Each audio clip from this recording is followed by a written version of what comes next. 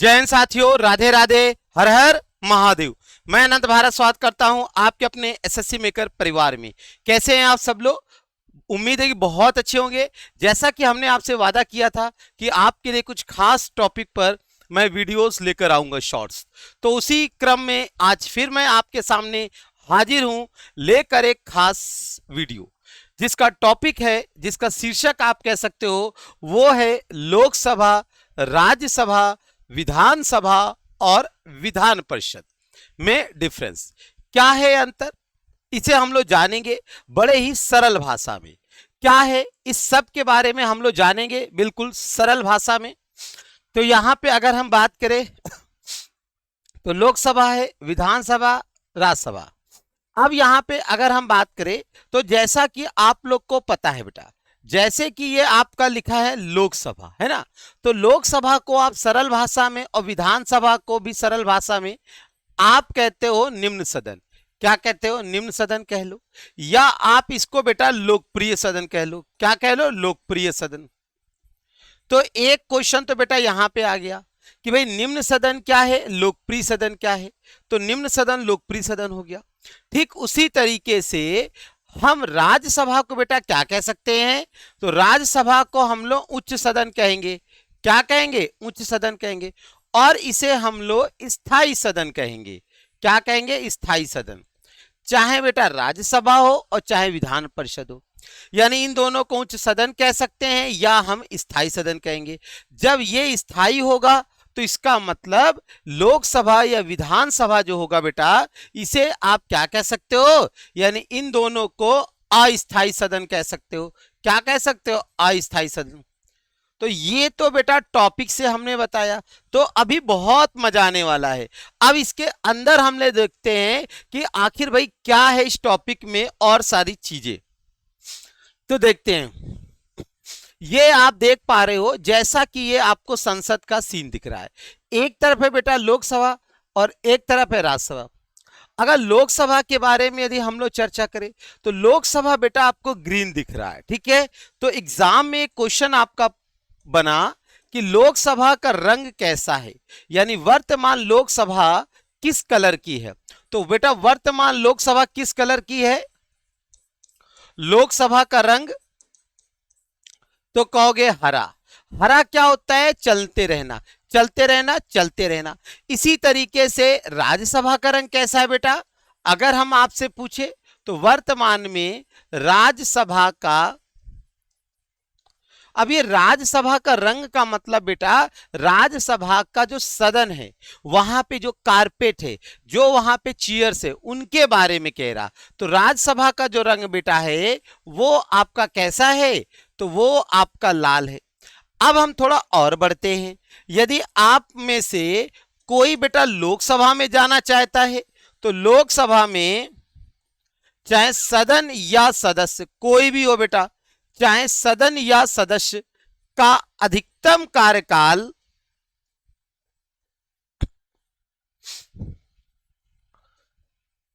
अधिकतम कार्यकाल जो होता है वो बेटा होता है 5 वर्ष। यानी 5 वर्ष से ज्यादा नहीं रह सकता है। याद रखिए, चाहे वो बेटा आपका सदन हो और चाहे सदन के सदस्यों का कार्यकाल हो।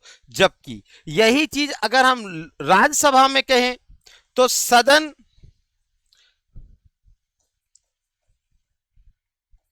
यानी कि सदस्य का कार्यकाल, अलग से लिखते हैं बेटा कलर से, सदस्य का कार्यकाल, सदस्य का कार्यकाल कितना है बेटा? 6 वर्ष। तो एक प्रश्न पेपर में आता है कि बताओ राज्यसभा का कितना कार्यकाल होता है। भाई ये तो आपने लिख दिया सदस्य का। अब आया बेटा राज्यसभा का पूछा गया कार्यकाल।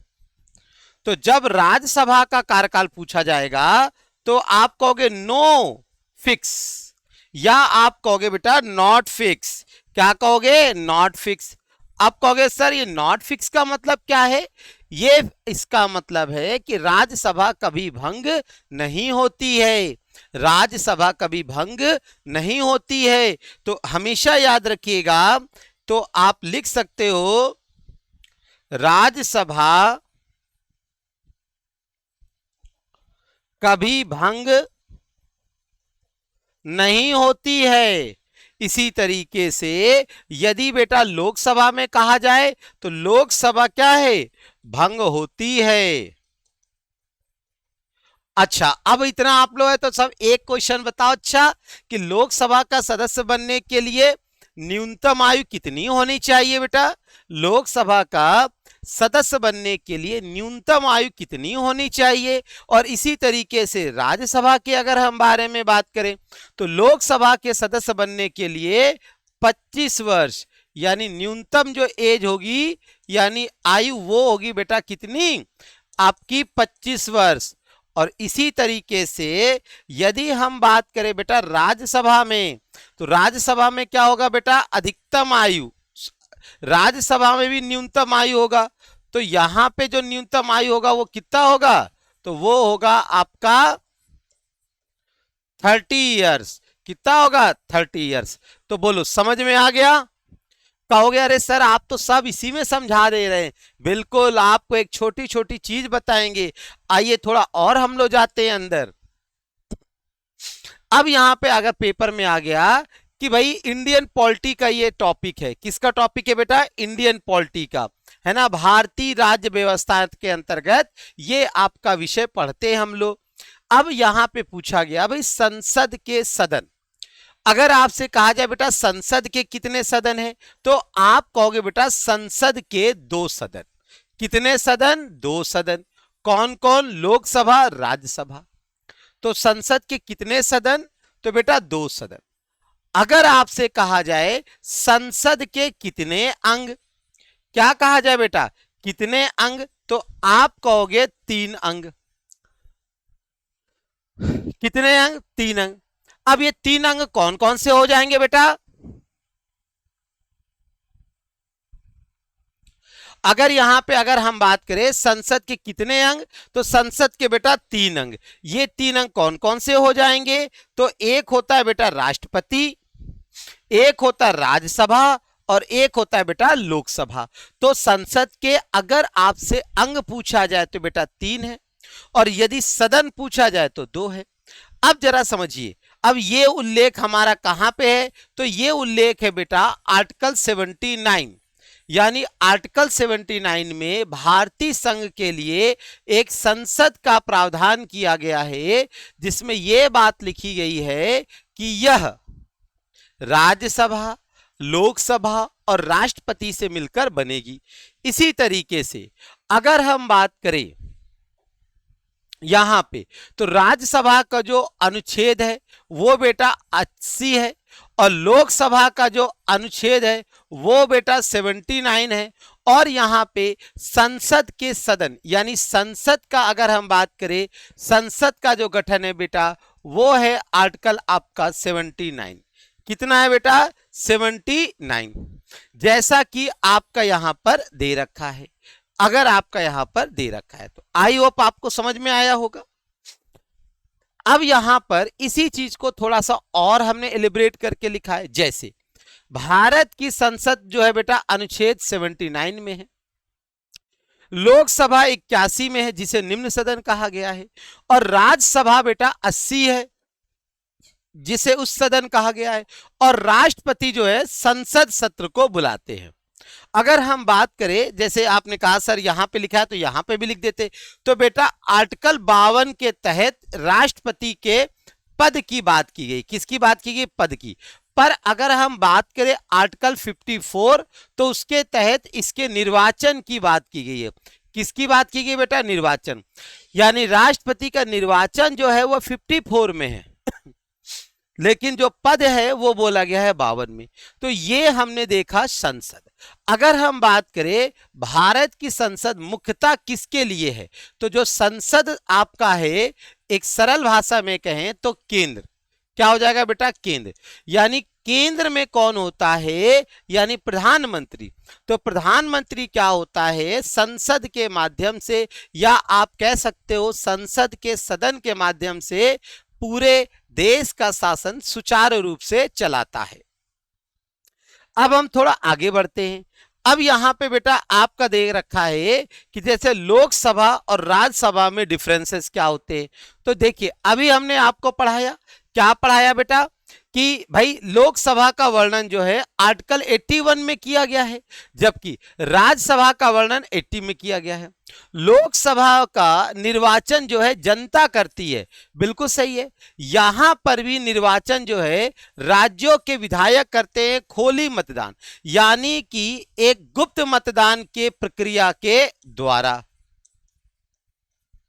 अब गुप्त मतदान क्या होता है, एकल संक्रमणीय मत प्रणाली के द्वारा, यानी डायरेक्ट नहीं होता है बेटा, इनडायरेक्ट होता है। यानी जो राज्यसभा के सदस्य होंगे वो बेटा इनडायरेक्ट कैसे होंगे, इनडायरेक्ट इलेक्टेड होंगे, जबकि लोकसभा के जो होंगे वो बेटा आपके कैसे होंगे, डायरेक्ट होंगे। अगर हम लोकसभा की सीटों के बारे में चर्चा करें तो बेटा 552 है, और ये 552 जो है 2026 तक के है। कब तक है, 2026। अब 2026 से क्योंकि संशोधन में 2 हटा दिया गया है बेटा, तो 2026 तक तो यही लेंगे, पर अगर हम 2026 के बाद देखेंगे तो क्या चेंजमेंट होता है वो बाद में पता चलेगा। इसी तरीके से 2026 तक राज्यसभा के अधिकतम संख्या वो कितना है, वो 250 है। अब यहां पे लोकसभा और राज्यसभा का अंग्रेजी में यानी कुछ आपका दे रखा है कि भाई कैसे आपके लोकसभा और राज्यसभा के कैंडिडेट आपके इलेक्टेड होते हैं, सीधा आप लोग पढ़ सकते हैं। अब यहां पे आपका थोड़ा और हमने एक्सप्लेनेशन किया है, यानी कि लोकसभा के बारे में। तो जब आपको इसकी पीडीएफ मिलेगी तो बेटा इस पीडीएफ के माध्यम से आप क्या कर सकते हैं, ये आप स्क्रीनशॉट भी ले सकते हैं और आराम से पढ़ सकते हैं, ठीक है। जैसे राज्यसभा, राज्यसभा जैसे यहां बेटा लिखा है, इसे ऊपरी सदन या राज्यों का परिषद कहा जाता है। इसी तरीके से इसे आम जनता का सदन कहा जाता है, ठीक। भारत के राष्ट्रपति 2 लोगों को लोकसभा में करते हैं, और बेटा यहां पे कितने करते हैं, 12 लोगों को। लोकसभा का सदस्य बनने की न्यूनतम 25, इसमें बेटा अधिकतम 30 है। इसी तरीके से केंद्रीय मंत्रिपरिषद सामूहिक रूप से लोकसभा के प्रति उत्तरदायी होता है, यहां पे राज्यसभा के प्रति उत्तरदायी नहीं होता है। ध्यान रखिए, धन विधेयक के संबंध में राज्यसभा को अधिक शक्तियां प्राप्त नहीं है।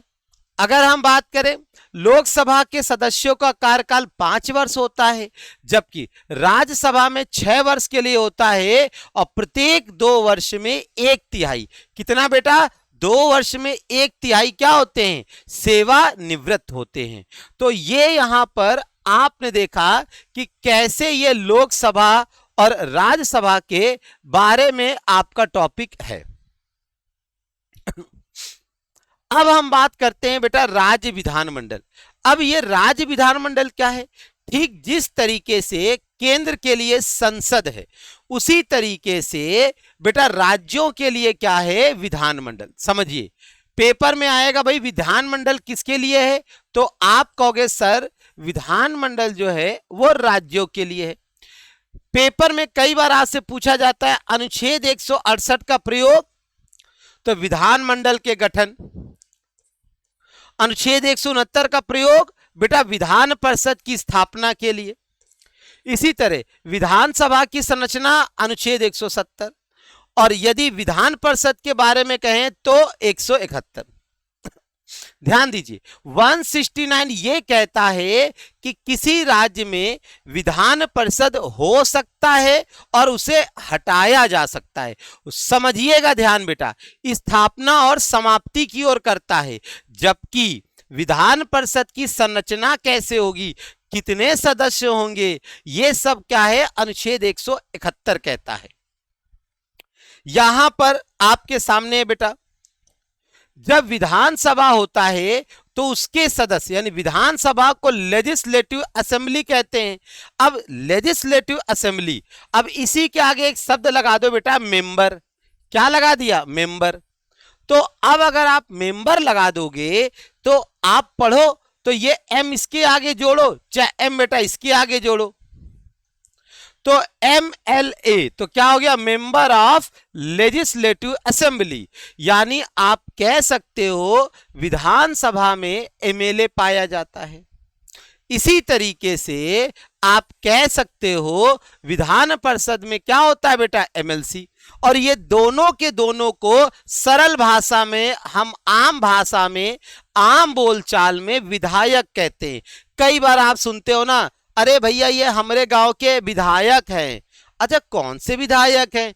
अरे MLC हैं। ओहो MLC है, तो पता चला MLC कहां के हैं ये तो बताओ। तो पता चला कि जो ये MLC हैं ये कहीं और के नहीं है, ये फलाने राज्य के हैं। तो इस तरीके से भी आपका क्वेश्चन पूछा जा सकता है कि ये कहां के हैं, तो ये MLC फलाने राज्य के हैं। अब यहां पे अगर हम बात करें तो जैसे MLC तो विधान परिषद, तो पेपर में क्वेश्चन आया बेटा कितने राज्यों में विधान परिषद है?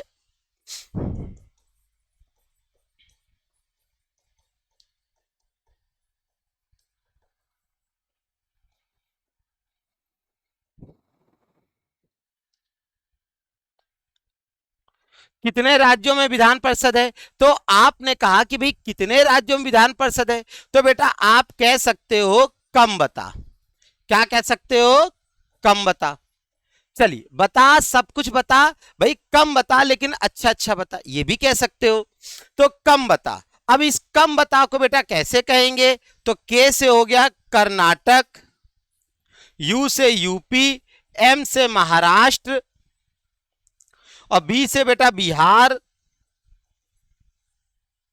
और यदि हम बात करें ए से बेटा आंध्र प्रदेश, और टी से हो जाएगा तेलंगाना।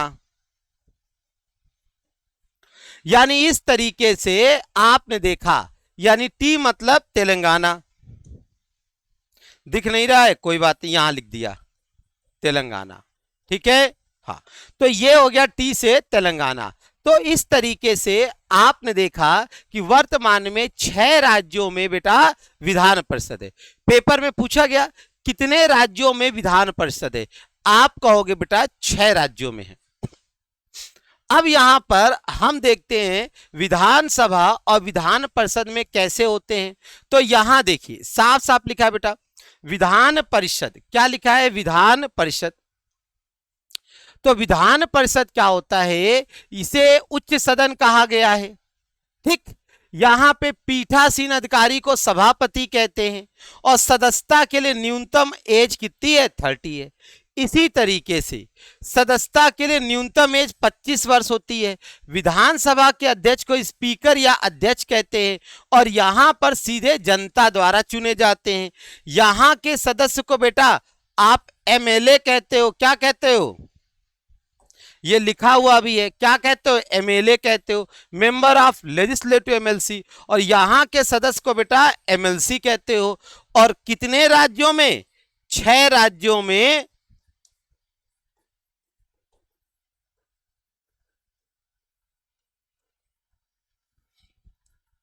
विधान परिषद है।